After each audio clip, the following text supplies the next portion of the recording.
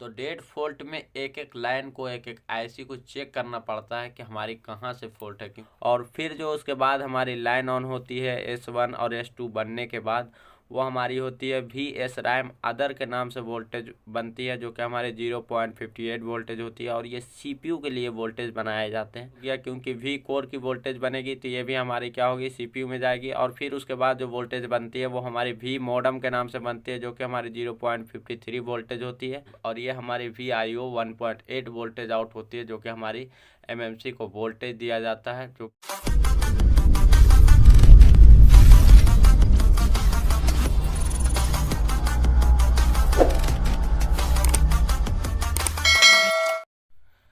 Hi friend, आज हम बात करेंगे डेड फ़ोन का बूट सीक्वेंस के बारे में। जब आपके पास कोई डेड सेट आता है जिसमें MTK की CPU लगी हुई है और MTK की पावर IC लगी हुई है, तो उसको आप किस तरीके से चेक करेंगे, क्योंकि इससे पहली वीडियो में मैंने बात किया था जो क्वालकॉम की बूट सीक्वेंस होती है वो किस तरीके से हमारी काम करती है। तो आप अगर वो वीडियो को नहीं देखे तो आप उस वीडियो को जाकर देख लें। अगर मैं डिस्क्रिप्शन में उनका लिंक दे दूँगा, आप उसको जाकर अच्छी तरीके से देख सकते हैं। तो इसमें हम बात करते हैं जिसके पास मेरे पास एक IC है जो कि हमारी MTK 6357 CRV है। और ये MTK 6357 CRV ये हमारी बहुत सारे फ़ोन में यूज किए गए हैं। तो इसकी जो एक एक लाइन हमारी कब एक्टिव होती है और कब वोल्टेज दिया जाता है CPU को और कब वोल्टेज दिया जाता है पावर IC से MMC को, कब हमारी रैम को वोल्टेज दिया जाता है और इसको एक्टिव करवाया जाता है, तब हमारी फ़ोन क्या होती है, ऑन होती है और फ़ोन हमारी चलती है। तो इसके बारे में हम समझ लेते हैं अच्छी तरीक़ा से कि जैसे हम इसमें बैटरी लगाते हैं तब इसकी कौन कौन सी वोल्टेज बनती है और कैसे बनती है। तो सबसे पहले देखिए ये हमारा एक बैटरी कनेक्टर है। ये देखिए हमारा एक बैटरी कनेक्टर है और जैसे ही इसमें हम बैटरी को लगाते हैं तो बैटरी को लगाने के बाद जो बैटरी में चार्ज होता है, तो बैटरी के अंदर हमारी 3.7 से लेके 4.2 तक वोल्टेज तक यहाँ पे चार्ज होता है। तो जितनी भी बैटरी चार्ज होगी वो चार्जिंग की वोल्टेज सबसे पहले हमारी जो IC में इन होती है वो हमारी चार्जिंग IC में इन होती है, जहाँ पर आप देख सकते हैं CHG लिखा हुआ है चार्जिंग IC। और यहाँ पर आपको MT 6371P लगा हुआ देखने को मिल जाएगा, या अदर कोई भी IC भी यहाँ पे हो सकती है, इसलिए मैंने सिर्फ चार्जिंग का लिख दिया है कि ये हमारी चार्जिंग IC में जाती है। और यही वोल्टेज जो है बैटरी की ये हमारी जाएगी VBAT के नाम से, यह हमारी पावर IC में जाएगी जो कि हमारी MTK 6357 CRV है। और ये वोल्टेज इनको क्यों दिया जाता है, क्योंकि जो VBAT की वोल्टेज पावर IC को डायरेक्ट इन की जाती है, ताकि ये जो इसकी LDO की सेक्शन होती है इसको भी ऑन करने के लिए दिया जाता है। लेकिन कुछ LDO की सेक्शन हमारी VBAT डायरेक्ट मिलने से ही हमारी ऑन होती है, जिससे हमारी रैम और CPU को वोल्टेज आगे प्रोवाइड होता है। तो ये वोल्टेज इसीलिए इनको दिया जाता है। तो आप इस भी वोल्टेज को चेक कर सकते हैं कि इसकी इनपुट वोल्टेज ओके है या नहीं है। तो यहाँ पर आपको जो वोल्टेज देखने को मिलेगा वो 3.7 से लेकर 4.2 तक देखने को मिलेगा। और ये जब जैसे ही चार्जिंग IC में इन होता है ये वोल्टेज बैटरी कनेक्टर की, तो बैटरी की जो चार्जिंग वोल्टेज होती है वो जैसे ही इसमें इन होती है चार्जिंग IC में, तो वो हमारी दूसरी वोल्टेज आउटपुट करती है, जो कि हमारी 3.7 से लेकर 4.2 तक वोल्टेज होती है। दोनों वोल्टेज क्या होती है, सेम होती है, खाली इसमें नाम डिफरेंस होता है। ये देखिए अगर मीडियाटेक की सेट में अगर देखें तो ये हमारा V सिस्टम के नाम से ये वोल्टेज बनता है। और अगर आप इसको देखेंगे क्वालकॉम की सेट में तो वहाँ पर आपको बनेगी VPH के नाम से, जो कि हम पहले वीडियो में हम बात कर चुके हैं इसके बारे में। तो ये हमारी वोल्टेज क्या होती है, सेम होती है। सिर्फ एक यहाँ पे DC to DC converter IC का यूज किया गया है ताकि हमारी बैटरी ब्लास्ट ना हो या किसी भी प्रकार का बैटरी में लोड ना हो। अगर इस लाइन में अगर कोई फॉल्ट आ जाए तो हमारी सर्किट को लॉस ना हो, और इस तरीके में अगर इस तरफ से अगर फॉल्ट आएगा तो हमारी सर्किट में लॉस नहीं होगी कुछ भी। और अगर इस लाइन में कोई फॉल्ट आएगा तो हमारी बैटरी में कुछ भी दिक्कत नहीं आएगी, बैटरी हमारा सेफ रहेगा। इसीलिए चार्जिंग IC को यूज़ किया जाता है। तो ये वोल्टेज जो हमारी V सिस्टम के नाम से बनती है, तो ये हमारे बहुत सारे जगहों पे जाती है। जो हमारी ये बक कॉइल होते हैं और बूस्ट कॉइल होते हैं, इसको हमारे कोर और मोडम वोल्टेज को बनाने के लिए ये दिए जाते हैं इसकी एनेबल लाइन पे। इसकी जो होती है इनपुट लाइन पे ये दी जाती है, ये V सिस्टम के नाम से दी जाती है।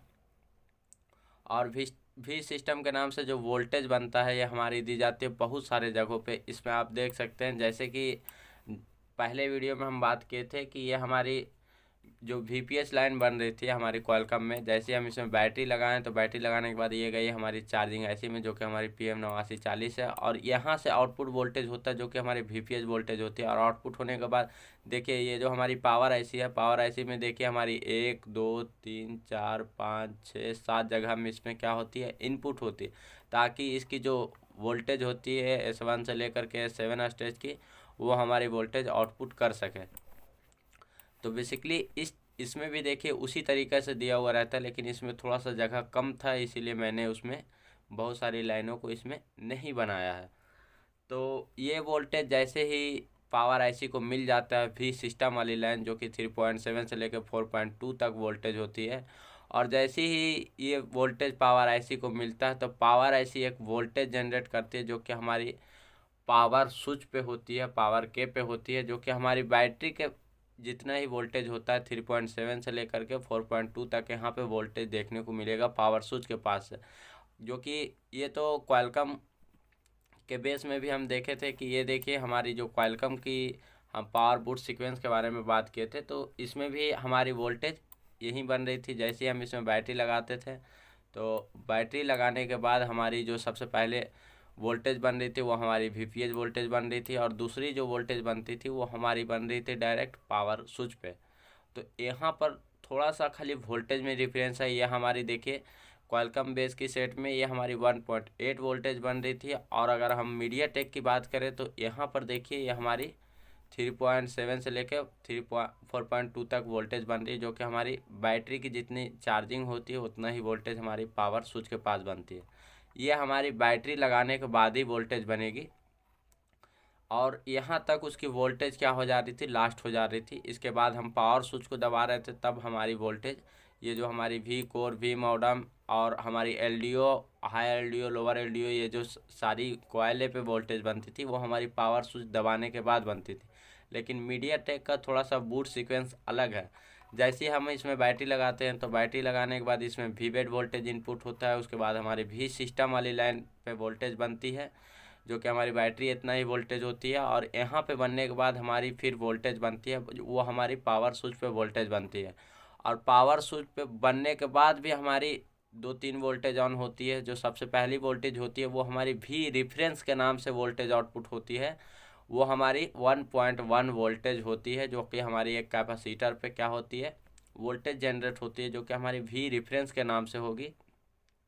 और फिर उसके बाद जो हमारी वोल्टेज बनेगी वो हमारी दूसरी वोल्टेज बनेगी, वो हमारी 1.8 वोल्टेज बनती है, जो कि एक कैपेसिटर पे बनती है, और किस नाम से बनती है, VDIG के नाम से बनती है। इसका मतलब होता है कि V का मतलब वोल्टेज और DIG का मतलब होता है वोल्टेज डिजिटल। तो ये डिजिटल वोल्टेज बनाई जाती है यहाँ पर। ये आप देख सकते हैं ये 1.8 वोल्टेज यहाँ पे बनाई जाती है, जो कि एक पैरेलल में एक कैपेसिटर लगे हुए हैं, और ये जो तीनों वोल्टेज बनाए जाते हैं तीनों पे एक एक कैपेसिटर होता है। और फिर देखिए हमारी उसके बाद में जो हमारी सप्लाई बनती है वो हमारी वोल्टेज आरटीसी की जो सप्लाई होते हैं, VRTC के नाम से। अगर आप स्कीमेटिक में देखेंगे तो स्कीमेटिक में आपको इस तरीके से दिखेगा VRTC, और दूसरा हमारा VDIG, और तीसरा हमारा VREF मतलब रेफरेंस लाइन। तो स्कीमेटिक में तो आपको शॉर्टकट नेम देखने को मिलेगा। और ये जो हमारी वोल्टेज बनती है VRTC, तो ये हमारी बनती है RTC क्रिस्टल के लिए। हमारे फ़ोन में दो तरह के क्रिस्टल यूज होते हैं। एक हमारा RTC क्रिस्टल होता है, जो कि हमारे 32.768, जो कि हमारी 32 किलो मेगा हर्ट्स आप डायरेक्ट बोल सकते हैं। इसको आप 32.768 बोलने की कोई ज़रूरत नहीं है, आप इसको 32 किलो मेगा हर्ट्स भी बोल सकते हैं डायरेक्ट। और एक जो हमारी क्रिस्टल बनती है वो हमारी 2600 मेगाहर्ट्ज़ की क्रिस्टल बनती है। यह हमारा RF क्रिस्टल होता है, और ये हमारा RTC क्रिस्टल होता है। तो हमारे फ़ोन में दो तरह के क्रिस्टल यूज किए जाते हैं, सिग्नल के लिए और हमारा फ्रिक्वेंसी के लिए। तो ये 3 वोल्टेज हमारी और जनरेट होगी।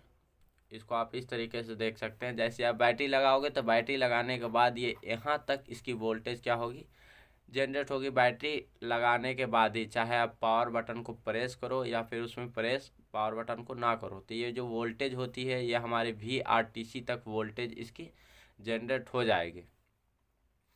तो इस तरीके से मीडियाटेक में वोल्टेज बनती है यहाँ तक, जो कि वोल्टेज RTC तक वोल्टेज बन जाती है, जो कि हमारे क्रिस्टल की सप्लाई होती है।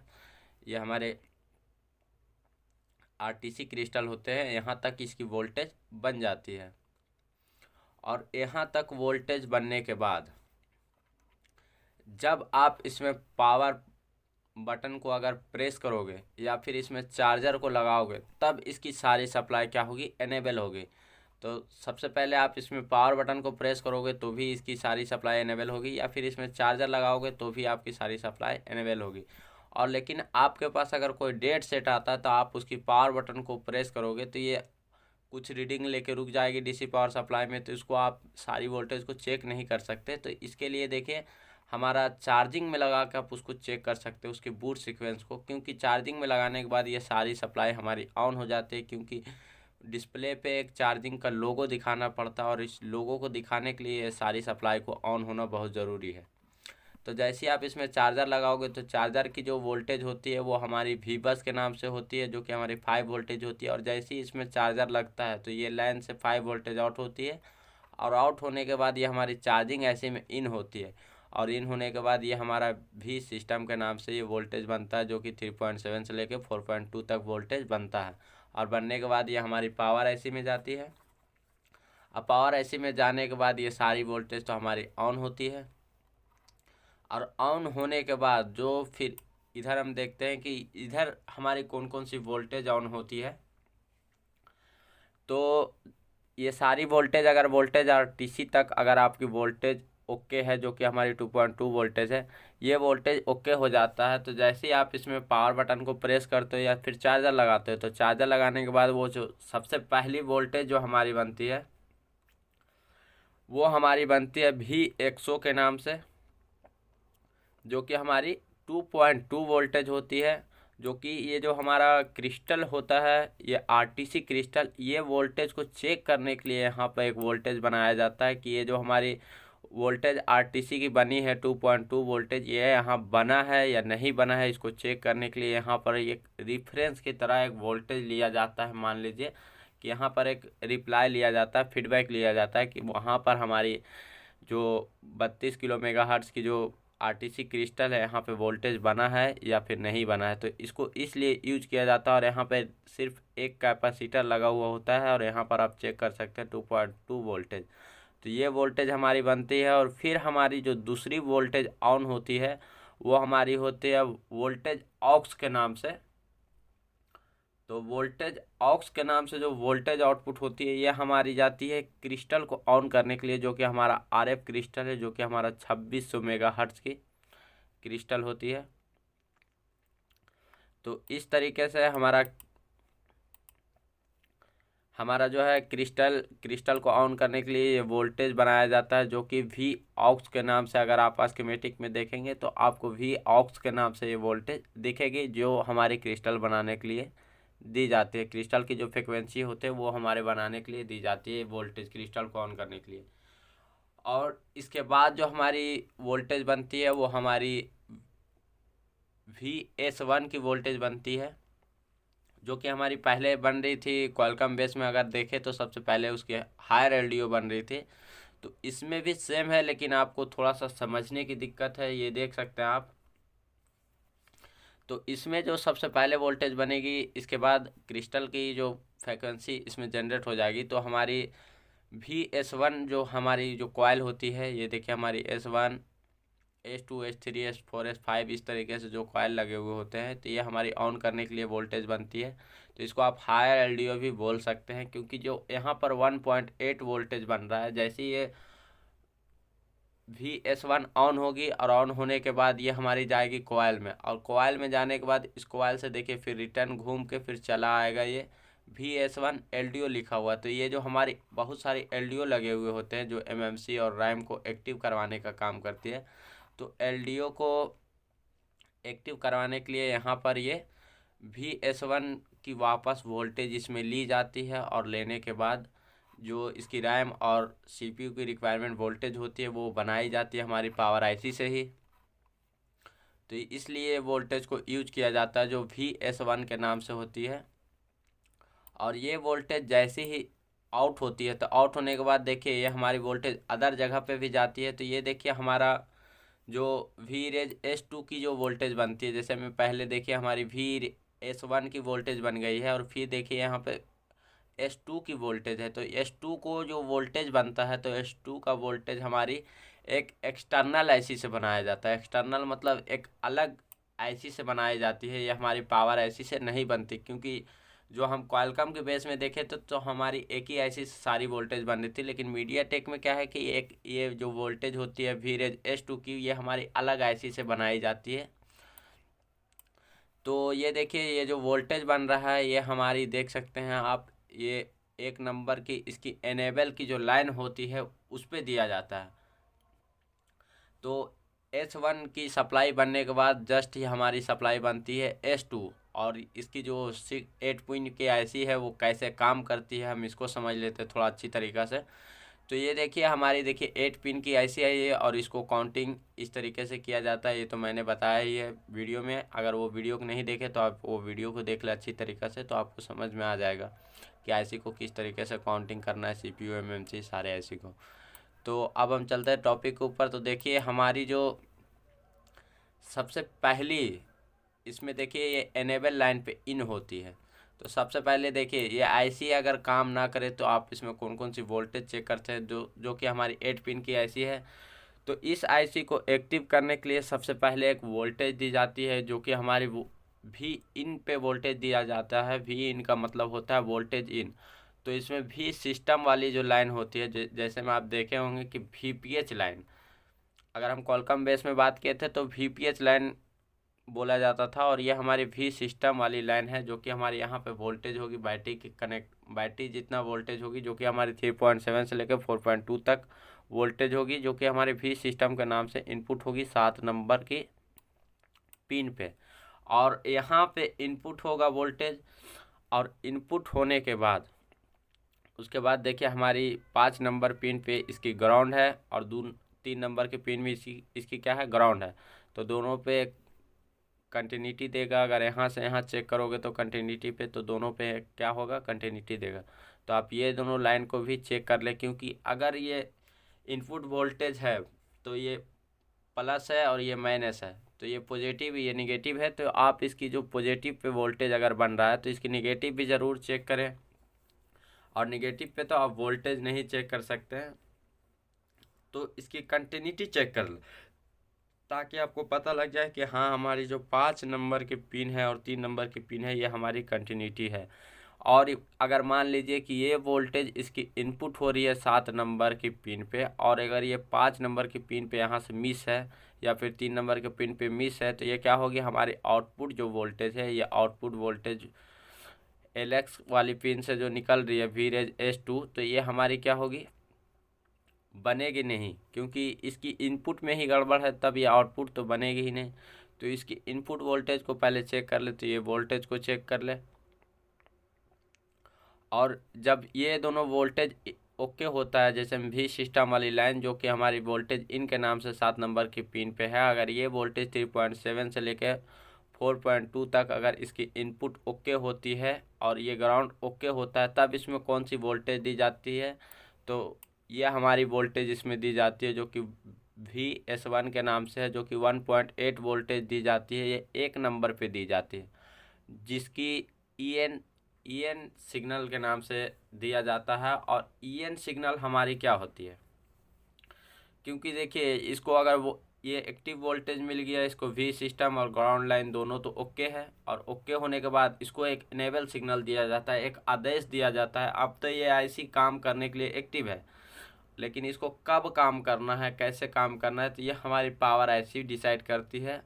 तो ये जब हमारी VS वाली जो सप्लाई होती है, ये हमारी 1 नंबर पे जैसे ही इनपुट होती है, तो इनपुट होने के बाद जैसे ही इसमें इनपुट होगी, तो इनपुट होने के बाद ये देखिए हमारी LX वाली पिन से 6 नंबर पिन से ये आउट होगी वोल्टेज, जो कि हमारी S2 की वोल्टेज है। और ये वोल्टेज आउट होने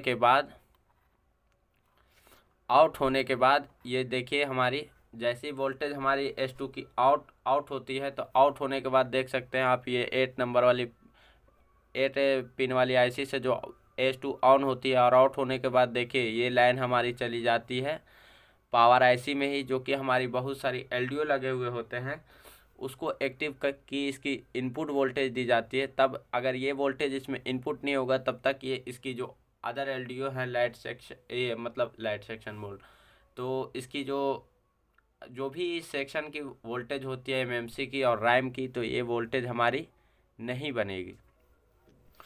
तो इस तरह से इसको चेक कर सकते हैं तो कि इसकी S2 वाली जो वोल्टेज होती है ये बन रही है या नहीं बन रही है। तो ये लाइन भी बहुत इम्पोर्टेंट है। और ये देखिए हमारे इस आईसी में कुछ डिवाइडर सर्किट भी यूज किए गए हैं, तो ये किस लिए यूज किए जाते हैं थोड़ा सा इसके बारे में भी थोड़ा समझ लेते हैं। तो ये देखिए हमारी 4 नंबर पे FV लिखा हुआ है, तो 4 नंबर पे FV का मतलब होता है फीडबैक। जब ये वोल्टेज बनता है तो वोल्टेज बनने के बाद यह हमारी 4 नंबर के पिन पे फीडबैक लिया जाता है कि इसकी वोल्टेज बराबर बनी है या नहीं बनी है। अगर यहाँ पे मान लीजिए कि 1.46 वोल्टेज मतलब 1.5 वोल्टेज के करीब वोल्टेज आउटपुट करना है और यहाँ पर ज़्यादा वोल्टेज आउटपुट हो जाता है, तो ये ऐसी हमारी ज़्यादा फीडबैक कर लेगी सेंस, और जैसे ही ये ज़्यादा वोल्टेज को महसूस करेगी तो ये क्या होगी, ये आईसी को एनेबल को रोक देगी, और एनेबल रुक जाएगा तो हमारी क्या होगी, सर्किट काम नहीं करेगी। तो देखिए ये तो हमारी हो गई फीडबैक की लाइन 4 नंबर की वो पिन पे। और ये ही देखिए एक हमारा डिवाइडर यूज किया जाता है ताकि इस आईसी को भी पता चल सके कि इसकी आईसी की जो आउटपुट वोल्टेज है वो ओके है। अब ये देखिए ये हमारी डिवाइडर बन रही है, जैसे ही ये 1.46 वोल्टेज बनेगा तो ये देखिए हमारा एक सीरीज में रजिस्टर लगा हुआ और एक देखिए हमारा पैरेलल में लगा हुआ है ये रजिस्टर, और एक हमारी 150 किलो ओम का है और एक हमारी 105 किलो ओम की रजिस्टर है। तो ये रजिस्टर हमारी जैसी एक पैरेलल में होती है और एक सीरीज में होती है, तो ये हमारा बीच से क्या होता है, डिवाइडर सर्किट बनता है। तो जो ये यहाँ पे देखिए वोल्टेज इन होगा वो हमारी 1.46 वोल्टेज इन होगी, जो कि यहाँ पे 1.5 वोल्टेज के करीब वोल्टेज इन होगी इस रजिस्टर में। और इसके बीच में जो वोल्टेज बनेगा वो हमारी 0.6 वोल्टेज बनेगी, क्योंकि ये डिवाइडर सर्किट बन रहा है, क्योंकि ये ग्राउंड से इधर करंट पास भी होगा। तो ये वोल्टेज हमारी 0.6 वोल्टेज हमारी 2 नंबर की पिन पे दी जाती है ताकि इस आईसी को भी पता चल सके कि हमारी 0.6 वोल्टेज है वो हमारी आईसी सही है। जैसे ही इस आईसी को 0.6 वोल्टेज मिलता है तो ये आईसी समझती है कि इसकी आउटपुट वोल्टेज क्या है, सही है, तब ये आईसी हमारी सेंस करती है और फीडबैक के तौर पे लेती है।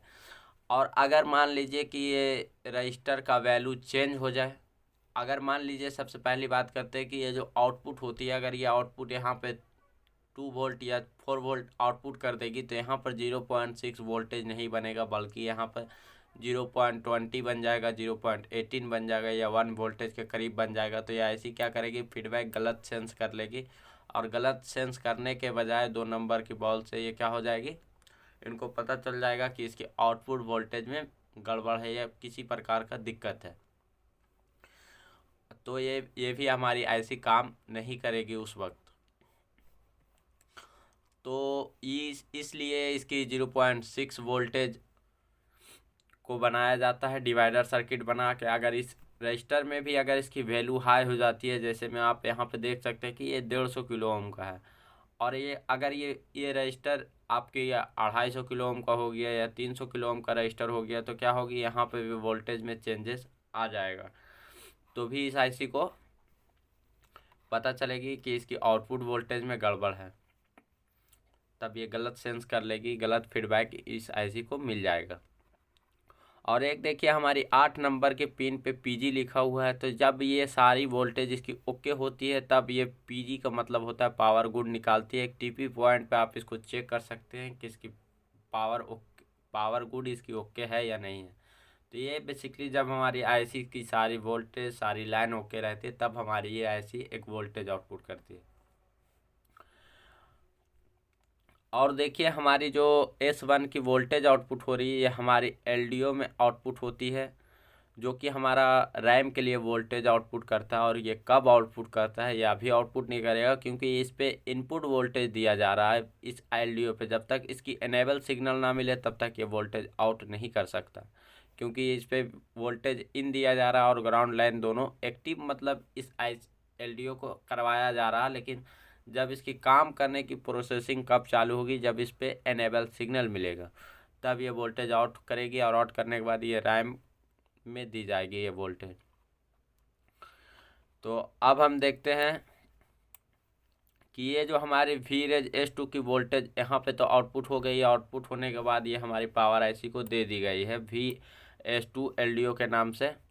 और ये देने के बाद यही वोल्टेज आउटपुट हो करके कहाँ जाती है, ये हमारी एक अदर IC में जाती है, जो कि हमारी वोल्टेज इन होती है। तो हम थोड़ा सा इस IC के बारे में भी थोड़ा सा समझ लेते हैं। ये देख सकते हैं आप। तो इस IC में क्या होता है हमारी, कि ये 6 बॉल की IC है। ये बॉल की IC है, पिन की IC नहीं है। ये इसमें देखेंगे तो आपको बॉल दिखेगा, 6 बॉल।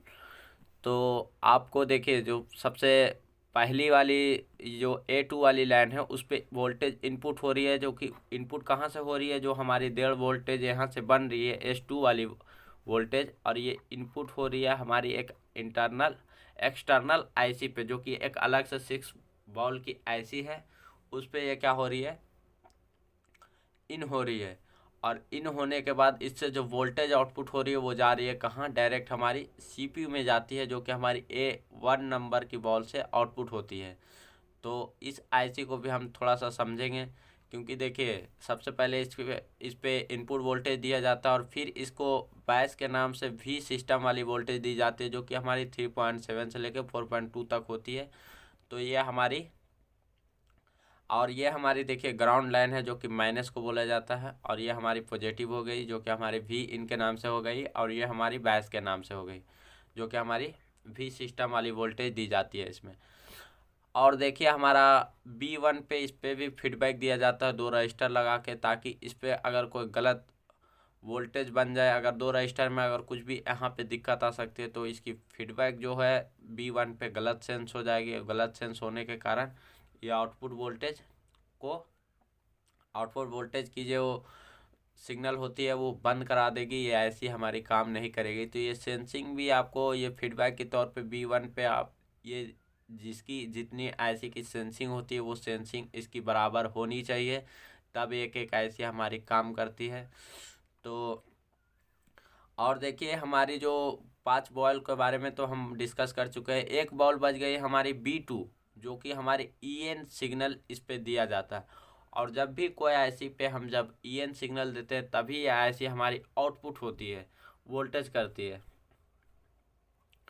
तो ये वोल्टेज हमारी कब ऑन होती है, ये तो हमारी काम कर गई है, हमारी IC एक्टिव हो चुकी है। लेकिन जब तक इसको एक आदेश नहीं मिलेगा, एक सिग्नल नहीं मिलेगा, तब तक ये वोल्टेज आउट नहीं करेगी यहाँ से। तो ये वोल्टेज हमारी यहाँ तक दी जाती है। तो डेड फॉल्ट में एक एक लाइन को, एक एक IC को चेक करना पड़ता है कि हमारी कहाँ से फॉल्ट है, क्योंकि डेड फ़ोन को आप पहले की फ़ोन अब नहीं रहे जो जिसको आप रिपेयर कर सकते हैं, क्योंकि हर IC में 2 IC, 2 power IC, 3 power IC, इस तरीके की अब IC आ चुकी है। तो उसके बारे में आपको एक एक नॉलेज होना बहुत ज़रूरी है, एक एक लाइन के बारे में।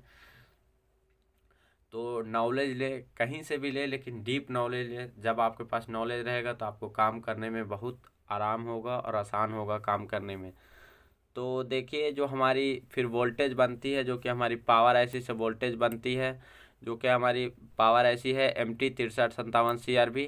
और फिर जो हमारी वोल्टेज बनती है, ये तो हमारी वोल्टेज बन गई S1 की, और ये बन गई हमारी VS2 की, जिससे हमारा दोनों वोल्टेज क्या होता है, LDO के लिए इनपुट दिया जाता है, ताकि LDO से आउटपुट निकल सके। तो ये वोल्टेज हमारी बनती है। और अगर हम क्वालकॉम फ़ोन में देखें तो यही वोल्टेज को हमारी एक हायर वोल्टेज के नाम से बनाया जाता था, और एक हमारी लोअर वोल्टेज बनती थी उसमें। और ये दोनों में हमारी S1 से वोल्टेज बन रही है, और एक हमारी S2 से वोल्टेज बन रही है, जो कि हमारी S2 से बन रही है हमारी एक्सटर्नल IC से बनाई जा रही है। और ये हमारा इंटरनल आईसी से बनाई जा रही है, जो कि हमारा पावर आईसी है, मेन पावर आईसी से बनाई जा रही है। एक वोल्टेज है, यही वोल्टेज से हमारी दूसरी वोल्टेज बनाई जा रही है, और यही वोल्टेज से हमारी तीसरी भी वोल्टेज बनाई जा रही है। ये देखिए, जो कि हमारी सीपीयू में जा रही है इस आईसी से, जो 6 वोल्ट की आईसी है यहाँ पे। और यही वोल्टेज से जो हमारी S1 बन रही है, इससे हमारी एलडीओ की सेक्शन भी ऑन होती है, ताकि इस रैम को वोल्टेज दे सके। तो मीडियाटेक में थोड़ा सा अलग कॉन्सेप्ट है। मीडियाटेक में थोड़ा अच्छे तरीके से फिर हम आपको समझना पड़ेगा। अगर जब तक आप इस तरीके से नहीं समझेंगे, तब तक आप अच्छी तरीके से काम नहीं कर सकते। और फिर जो उसके बाद हमारी लाइन ऑन होती है S1 और S2 बनने के बाद, वो हमारी होती है VS रैम अदर के नाम से वोल्टेज बनती है, जो कि हमारे 0.58 वोल्टेज होती है। और ये CPU के लिए वोल्टेज बनाए जाते हैं, और इसमें भी एक कैपेसिटर लगे हुए होते हैं। आप वहाँ पे चेक कर सकते हैं, क्योंकि मैंने यहाँ पे कैपेसिटर इसलिए नहीं बनाया क्योंकि मेरे पास थोड़ा सा स्पेस इसमें कम था, इसलिए मैंने इसमें कैपेसिटर नहीं बनाया। तो आप उसको चेक कर सकते हैं, वहाँ पे कैपेसिटर रहेगा, जो कि हमारी वहाँ पे VS रैम अदर के नाम से बनेगी, जो कि हमारी 0.58 वोल्टेज होगी, और ये CPU के लिए दी जाएगी। और फिर जो इसके बाद वाली लाइन हमारी ऑन होती है, वो हमारी V कोर की लाइन होती है, जो कि 1.2 वोल्टेज बनती है। वो ये अभी हमारी CPU में जाती है, क्योंकि इससे पहली वीडियो में भी हम समझे थे कि मतलब जो हमारी V कोर की वोल्टेज बनती है, मॉडेम की वोल्टेज बनती है, और हमारी उसमें APC की वोल्टेज बनती थी। तो ये वोल्टेज तो हमारा एक नॉर्मल हो गया, क्योंकि V कोर की वोल्टेज बनेगी तो ये भी हमारी क्या होगी, CPU में जाएगी। और फिर उसके बाद जो वोल्टेज बनती है, वो हमारी V मॉडेम के नाम से बनती है, जो कि हमारी 0.53 वोल्टेज होती है। ये आधा वोल्टेज होती है, मतलब मान लीजिए कि 1 वोल्ट का आधा वोल्ट, मतलब मिली वोल्ट में ये होता है, और ये जाती है हमारी CPU में। और उसके बाद हमारी जो वोल्टेज ऑन होती है, वो हमारी होते हैं EXT EN2 के नाम से, जो कि हमारी जो एक्सटर्नल आईसी लगे हुए हैं उसकी एनेबल दी जाती है। तो आप यहाँ पे देख सकते हैं EXT एनेबल 2 के नाम से जो वोल्टेज आउटपुट हो रही है, तो इसकी जो एनेबल सिग्नल है ये कहाँ जा रही है, ये देख सकते हैं आप। यहाँ से तो ये आउटपुट हो गई है, और आउटपुट होने के बाद ये देखिए यहाँ तक आई, और यहाँ पर से जाने के बाद ये देखिए हमारी जा रही है B2 नंबर वाली बॉल पे, जो कि हमारी एक जो आईसी लगी हुई है 6 बॉल की, ये हमारी। और जैसे ही इस पे एनेबल दिया जाता है 1.8 वोल्टेज, तब हमारे यहाँ से वोल्टेज आउटपुट करती है ये 1 नंबर की बॉल से, और ये आउट करती है। और आउट करने के बाद ये CPU को वोल्टेज उसी टाइम दिया जाता है। तो ये वोल्टेज जब तक ये ना बने, तब तक ये आईसी काम नहीं करेगी। तो ये वोल्टेज को भी बनना बहुत ज़रूरी है, जो कि हमारी एनेबल सिग्नल है ये 6 वोल्ट की आईसी की। तो इसको भी आप अच्छी तरीके से चेक कर ले कि ये वोल्टेज हमारी बन रही है या नहीं बन रही है।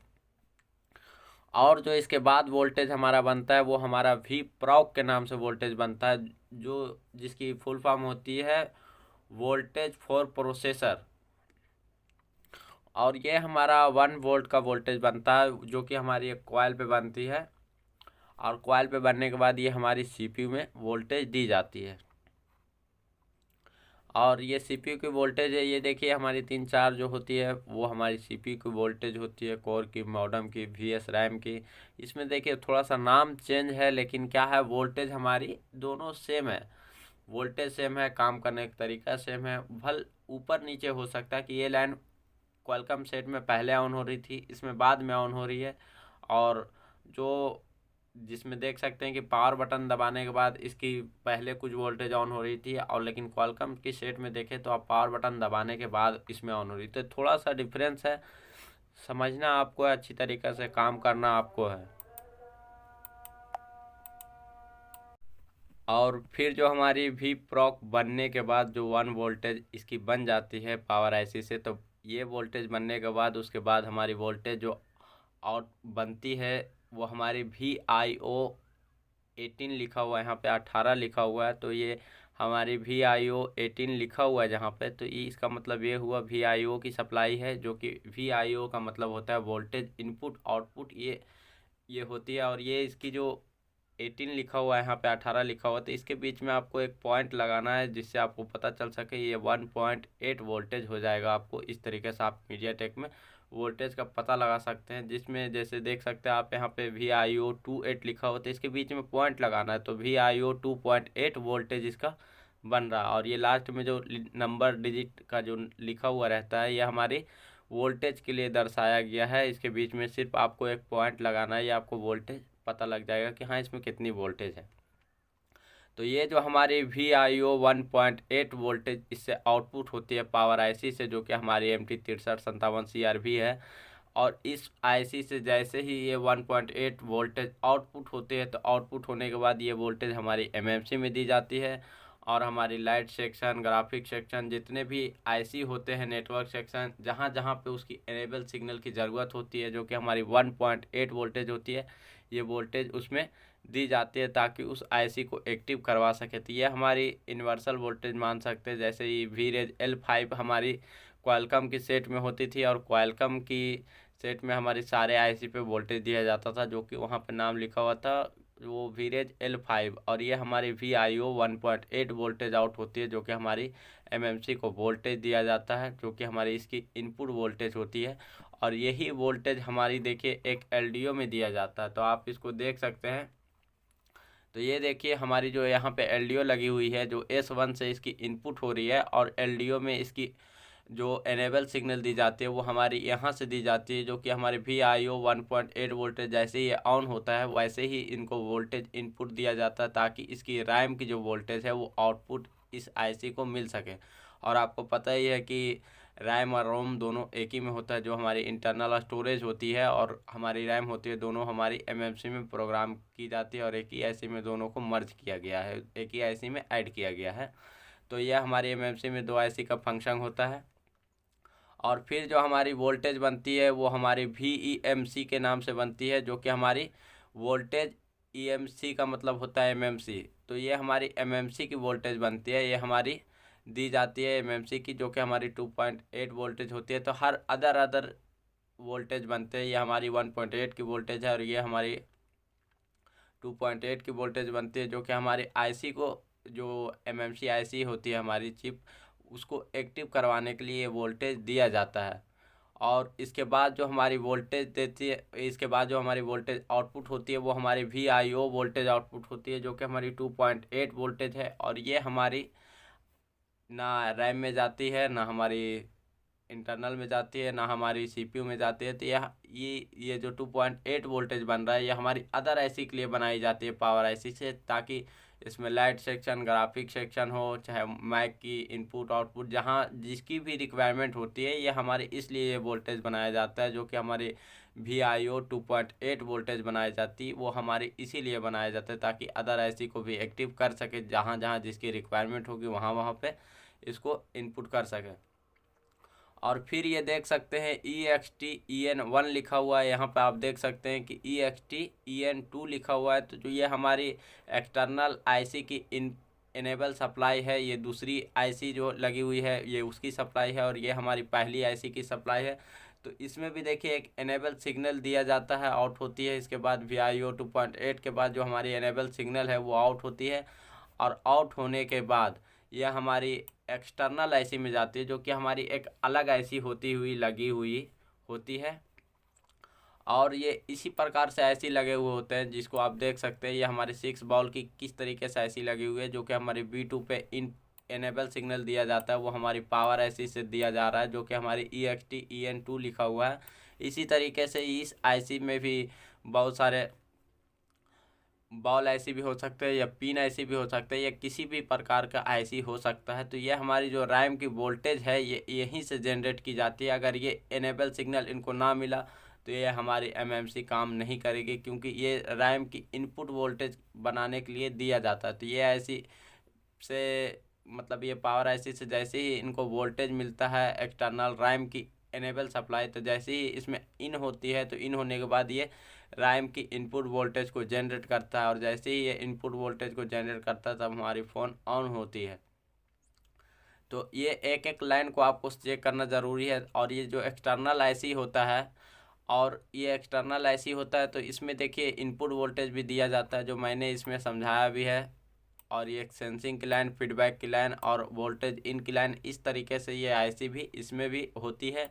और इसी तरीके से हमारी आईसी काम करती है। लेकिन इसकी जो काम करने की सीक्वेंस होती है, ये जब तक वोल्टेज इसको नहीं मिलता पावर आईसी से EXT-EN1, तब तक ये आईसी हमारी क्या होगी, रैम की एक्टिव नहीं होगी। तो ये आईसी को एक्टिव करने के लिए ये एक्सटर्नल इनेबल दिया जाता है पावर आईसी से, और पावर आईसी से जैसे इसको इनपुट मिलता है ये हमारी रैम को वोल्टेज प्रोवाइड कर देती है, और जैसे ही रैम को वोल्टेज प्रोवाइड करती है ये हमारी वोल्टेज, तो हमारी रैम और सीपीयू और एमएमसी हमारी सारी काम कर लेती है और काम करने के लिए तैयार हो जाती है, और ये अदर सेक्शन में भी वोल्टेज प्रोवाइड करती है। तो ये हमारी बनती है कुछ वोल्टेज जो हमारी, जिससे हमारी फ़ोन ऑन होती है। उसके बाद जो हमारी वोल्टेज बनती है, जो हमारी लास्ट वोल्टेज है, वो हमारे रीसेट टीबी के नाम से बनती है, जो कि हम इसको पहले भी पावर आईसी में जब सारी वोल्टेज बन जाती थी, अगर ये पावर आईसी की सारी वोल्टेज बन जाती है, अगर हम क्वालकॉम बेस में भी देखें तो ये जब सारी वोल्टेज कॉइल की और क्रिस्टल की ये सारी वोल्टेज इसकी ओके होती है पावर आईसी से, तब एक अपना पावर गुड निकालती है, जिसको आप मीडियाटेक की सेट में देखें तो आप रीसेट बी के नाम से आउटपुट वोल्टेज होगी, और ये जैसे ही वोल्टेज आउटपुट होगी ये दिया जाएगा सीपीयू को, और सीपीयू में ये जैसी वोल्टेज इन होगी तो सीपीयू समझेगी कि इसकी सारी वोल्टेज और सारी रिक्वायरमेंट ओके है, और सीपीयू इसके बदले में एक वोल्टेज भेजेगी जो कि हमारी पावर होल्ड के नाम से MTK 6357 में दी जाती है। तब इसकी सारी एक सीक्वेंस जो होती है फ़ोन ऑन होने की, वो सारी पूरी हो जाती है, और ये हमारी मिली सेकेंड में होती है।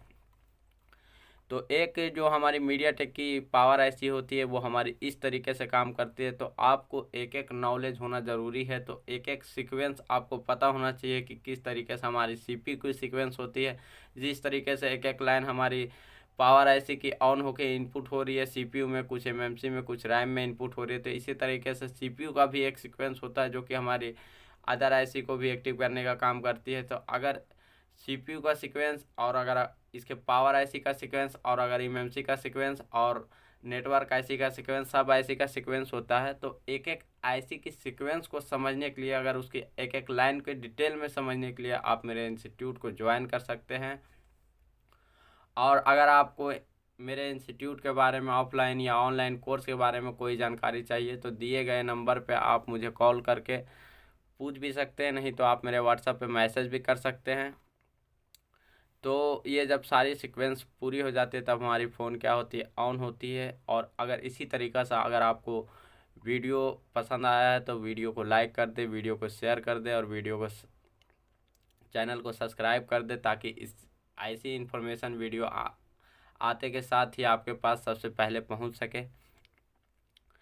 तो अगर आपकी हैंड स्किल सही है, और अगर आप एक एक लाइन की नॉलेज लेना चाहते हैं तो आप मेरे ऑनलाइन वाली कोर्स को ज्वाइन कर सकते हैं। और अगर आप की ऑफलाइन में कोर्स करना चाहते हैं तो आप कॉल करके अपनी सीट को बुक करा ले, उसके बाद ही यहाँ आएँ। तो अगर आपको आज के लिए वीडियो इतना ही। जय हिंद, जय भारत।